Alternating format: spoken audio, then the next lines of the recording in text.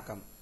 அன்பார்ந்த இணையதள நேயர்களை மீண்டும் www.qcrc.in என்ற இணையதளத்திற்காக நியூஸ் தமிழ் செய்தி அறிக்கையில் உங்களை சந்திப்பதில் பெருமகிழ்ச்சி அடைகிறோம்.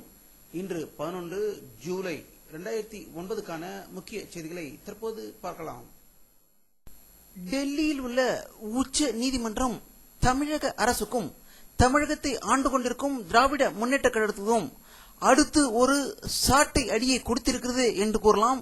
தமிழகத்தில் சுயநிதி கல்லூரியில் உள்ள அரசு ஒதுக்கீடுகள் நிரப்பப்படாமல் அவைகளை கல்லூரி நிர்வாகமே நிரப்பிக்கொள்ள மறைமுகமாக உதவி வருகிறது என்று உச்ச நீதிமன்றம் கடுமையான குற்றச்சாட்டு சாட்டியுள்ளதாகவும், உமையால் ஆட்சியர் செவிலியர் கல்லூரியில் அரசு ஒதுக்கீட்டில் உள்ள 65 விழுக்காடு இடங்களுக்கு எந்த மாணவரையும் இதுவரை தமிழக அரசு பரிந்துரை செய்யாதால் அதனை நிர்வாகமே நிரப்பிக்கொள்ள அனுமதிக்க வேண்டும் என்று அக்கல்லூரி நிர்வாகம் உச்ச நீதிமன்றத்தை அணுகிய போது உச்ச நீதிமன்றம் அதை நிராகரித்ததாகவும், தமிழகத்தை சேர்ந்த மத்திய அமைச்சர் திரு தகன் மருத்துவக் கல்லூரியில் 20 லட்சம் 30 லட்சம் என்று பணத்தை வாங்குகிறார் என்பது குறிப்பிடத்தக்கது.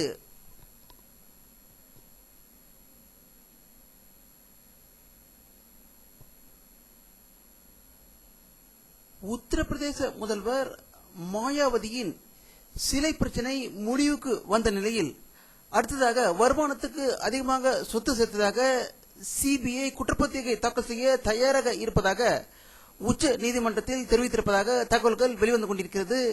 நேற்று நாம் கூறியது போல திராவிட இயக்கத்தை சேர்ந்த மாயாவதியை மேலும் மேலும் வளர்ந்து விடாமல் இருப்பதற்காக காங்கிரஸ் செய்யும் சதி திட்டமோ என்று அரசியல் வல்லுநர்கள் செய்தி வெளியிட்டிருக்கிறார்கள்.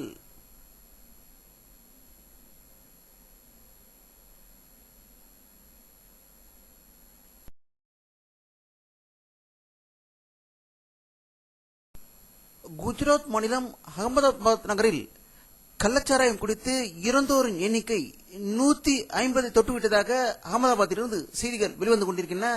இதற்கிடையில் சாராய வியாபாரி விஜய் மல்லையா வெளியிட்டுள்ள ஒரு செய்தி அறிக்கையில் மதுவிலக்கு அமலில் இருந்து வருவதால் தான் கள்ளச்சாராயம் பெருக்கெடுத்து ஓடி இதனால் 100க்கும் மேற்பட்டோர் கொல்லப்பட்டதாக கூறியிருப்பதாக தகவல்கள் வெளிவந்துள்ளது.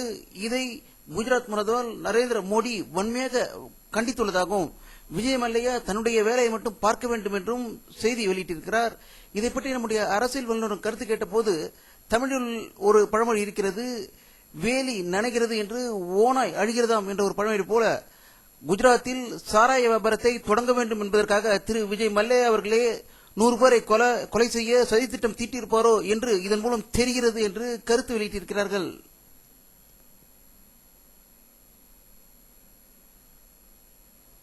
பாபர் மசூதி இடிக்கப்பட்டதை தொடர்ந்து அங்கு பல வழக்குகள் தொடரப்பட்டிருந்தன.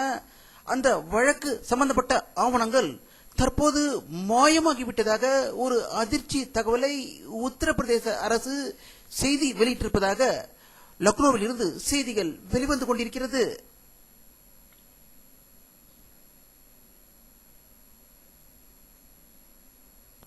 அமெரிக்க ராணுவ அமைச்சகம் வெளியிட்டுள்ள ஒரு செய்தி அறிக்கையில், அமெரிக்காவின் பார்வை தற்போது ஆப்கானிஸ்தானில் உள்ளது என்றும், தாலிபான்களை ஒடுக்க தற்போது 1,34,000 ராணுவ வீரர்கள் அங்கு இருக்கிறார்கள் என்றும், அதனை 2 மடங்காக்க மாற்றி 2,70,000 ராணுவ வீரர்களை அங்கு பணி அமர்த்த தயார் நிலையில் இருப்பதாக வாஷிங்டனில் இருந்து செய்திகள் வெளிவந்து கொண்டிருக்கிறது.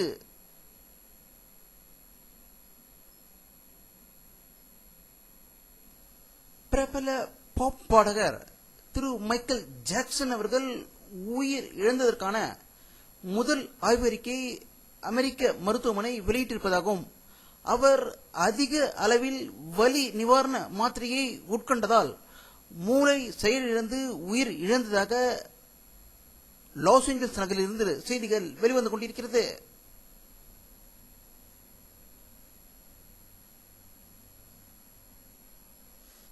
அமெரிக்க அதிபர் திரு பாரக் ஒபாமா அவர்கள் G8 மாநாட்டை முடித்துக் கொண்டு ஆப்பிரிக்க நாடுகளில் ஒன்றான கானாவுக்கு சென்றுள்ள போது அங்கு செய்தியாளர்களிடம் பேசுகையில் ஆப்பிரிக்க நாடுகளை உலகத்திலிருந்து தனிமைப்படுத்த முடியாது என்று கூறியிருப்பதாக செய்திகள் வெளிவந்து கொண்டிருக்கிறது.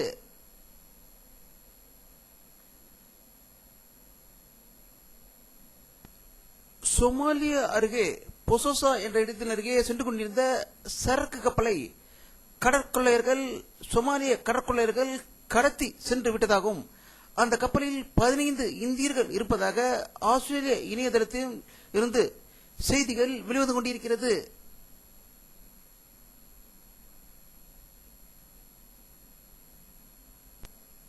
வானிலை அறிக்கை 11 ஜூலை 2009 பிற்பகல் 2:30 மணியில் ஏற்பட்ட சேட்டலைட் புகைப்படத்தை தற்போது பார்த்துக் கொண்டிருக்கிறீர்கள்.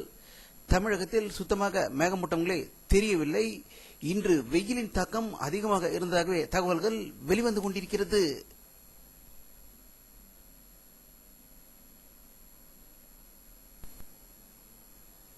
இத்துடன் இந்த செய்தி அறிக்கை நிறைவடைகிறது. மீண்டும் நியூஸ் தமிழ் செய்தி அறிக்கையில் உங்களை சந்திக்கும் வரை உங்களிடமிருந்து விடைபெறுவது உங்கள் கே பாலாஜி. நன்றி.